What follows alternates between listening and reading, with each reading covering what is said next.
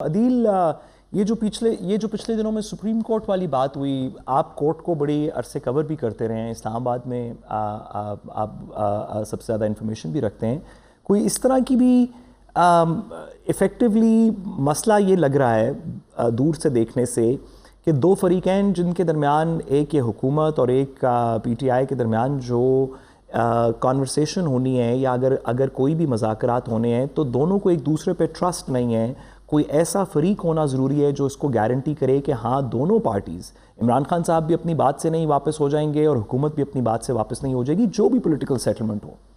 تو اگر کیا آپ کے خیال میں اس کے اندر سپریم کورٹ کا بھی کوئی رول ہے، خاص طور پہ جب انہوں نے اس پہ تھوڑی سی بات بھی کی جو منظر عام پہ آئی؟ ساتھ صاحب یہ سپریم کورٹ نے خود سے انیشیٹو لیا، یہ جج صاحبان نے جو ملک کی جو صورتحال تھی اس کے پیش نظر، اور آپ کو یاد ہوگا کہ اس سے پہلے بھی وہ پی ٹی آئی کے ساتھ بھی دیگر جو پولیٹیشنز جب وہ عدالت میں مختلف کیسز میں پیش ہوتے ہیں تو ہمیشہ چاہے یہ بیٹھے ہوئے جج صاحبان ہوں یا اس سے پہلے والے چیف جسٹس صاحبان ہوں، وہ ہمیشہ سے یہ بات کرتے ہیں۔ یہ بات آپ کی درست ہے کہ دونوں کو اعتبار نہیں ہے۔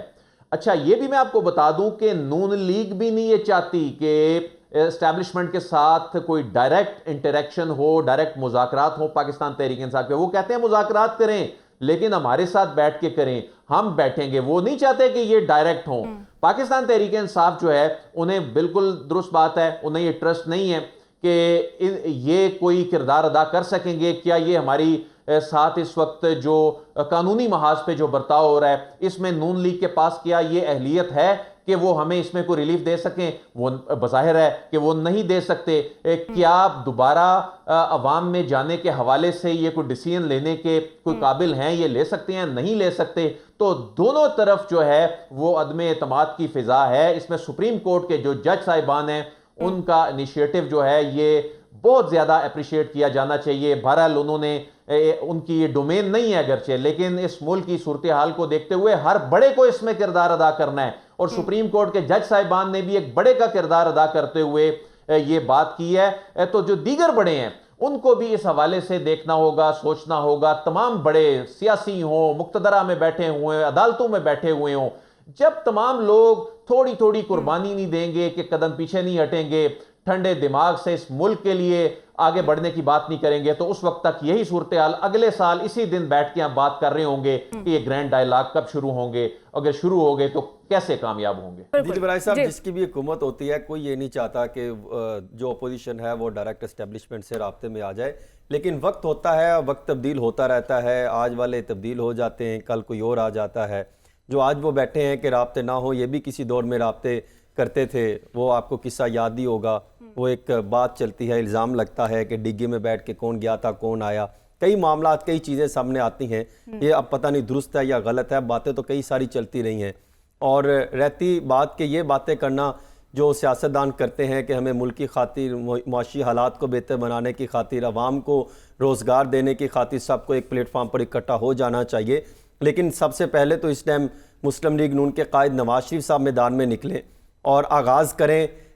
کہ ماضی کی کوئی بات دہرائی نہیں جائے گی، ہمیں آگے نکلنا ہے۔ پاکستان پیپلز پارٹی کے سربراہ کو آگے نکلنا پڑے گا اور ان کو سب کو تسلیم کرنا ہوگا کہ فارم 45 والا معاملہ ہو، 46 والا معاملہ ہو، 47 والا معملہ ہو، ان کو مد نظر رکھتے ہوئے جو غلطیاں ہیں اس کو بہتر بنانا چاہیے۔ یہی اسی کی طرف تو میں آ رہا ہوں کہ یہ چیز تو تسلیم نہیں کرتے، کہ یہی چیز صاحب میں اسی کی طرف تو آ رہا ہوں کہ یہی چیز تو وہ تسلیم نہیں کرتے۔ کہ مسئلہ یہ ہے کہ ایک سائیڈ ڈیمانڈ کر رہی ہے کہ جس مینڈیٹ پہ آپ بیٹھے ہیں حکومت میں وہ مینڈیٹ ہمارا ہے، ہمیں واپس کر دیں، اور وہ کہتے ہیں ہم کیوں دیں؟ پہ بیٹھا ہوں اگر میرے سے، وہ کہتے ہیں کہ باقی آپ جو بھی بات کرنے، شاید وہ یہ کہتے ہیں جو مجھے سن کے سمجھ آئی کہ باقی ہم بہت سی باتوں کے اوپر شاید بات کرنے کو تیار ہیں، لیکن ہم اگر اس کرسی پہ نہیں بیٹھیں گے تو آپ سے مخاطب کیسے ہوں گے؟ اگر نون لیگ کی پیپلز پارٹی کی حکومت نہیں ہوگی تو ان سے مذاکرات کیوں ہوں گے؟ تو وہ اس کرسی کو نہیں چھوڑنا چاہ رہے، اور اس بنیادی بات کے اوپر اگر ایک پرنسپل اگریمنٹ نہیں ہو سکتا تو پھر کیسے یہ مذاکرات آگے چلیں گے؟ جو اگر ایک دوسرے کو جو اس کا فنڈامنٹل کویسچن ہے کہ میں یہاں سے بات شروع کرنا چاہتا ہوں، اگر وہ اس کو منون تسلیم کرنے کو تیار نہیں ہے، تو پھر یہ بات کیسے شروع ہوگی؟ جس وجہ سے اس کے اندر بڑا ضروری ہے کہ شاید عدیل کی بات بالکل درست ہے کہ سپریم کورٹ کا رول نہیں ہے پولیٹیکل سیٹلمنٹس کرنا، لیکن ایک بڑی ایکسٹراڈنری سچویشن ہے، شاید